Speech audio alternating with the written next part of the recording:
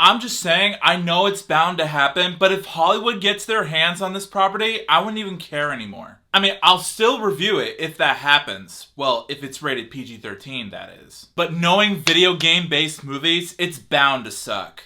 Who knows at this point, right? Still, finish the whole entire game. Let's review this puppy, shall we?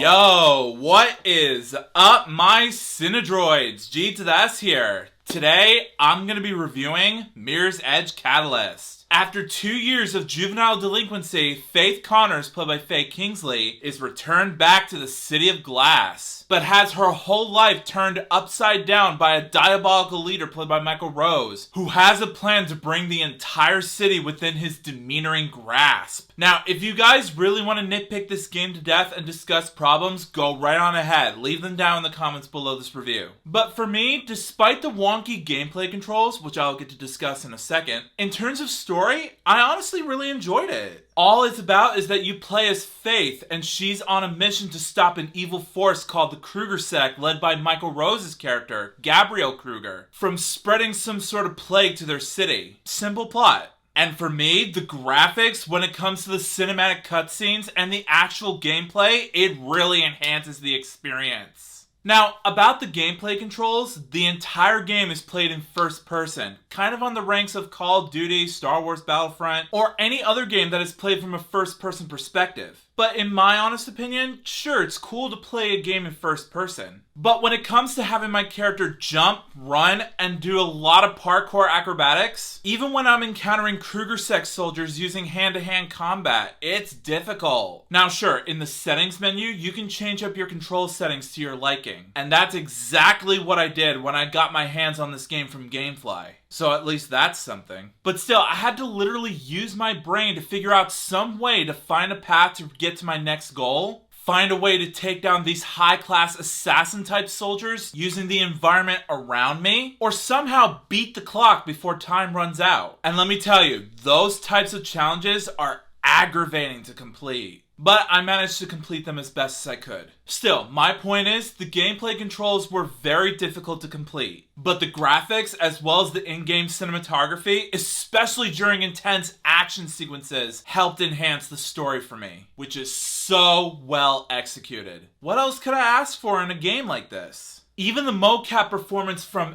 everybody when it comes to director Tom Keegan, not only did he do a great job, but all the actors and actresses did a great job portraying their characters down to a T. Faye Kingslee dominated her role as Faith Connors. In terms of character development, she sells to the players as a damaged person who, after the death of her parents, she feels like she's responsible and she needs to find a way to redeem herself and show everyone around her that she's worthy of a hero. Just like all main characters in any story. But the best thing about her is that she does not embody as a generic cardboard cutout of Luke Skywalker from Star Wars or Nathan Drake from Uncharted. She's her own character with a dark past, and in terms of the game's use of dramatic and emotional moments, we buy that from her. Even all the side characters serve a purpose to the main story. In fact, my favorite characters are Icarus, played by Jeff Berg, and Plastic, played by Azuyama Akaga. They're both fun characters. So I guess my only problem with the game is the handling of the controls when it comes to scaling from building to building.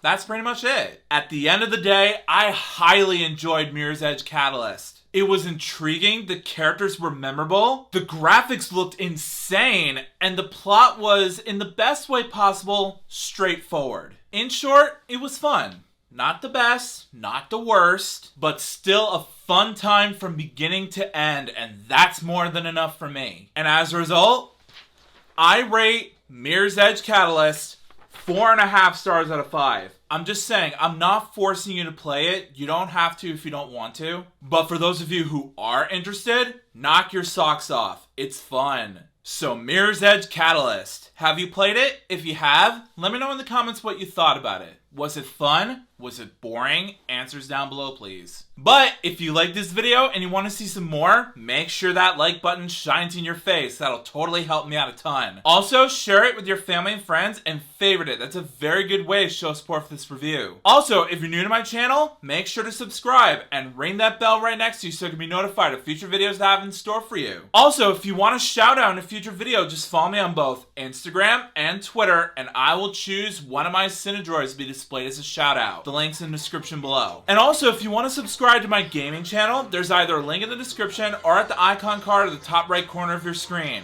Go over there, subscribe, and let's just have fun together. But until then, I'll see you next time. Peace out.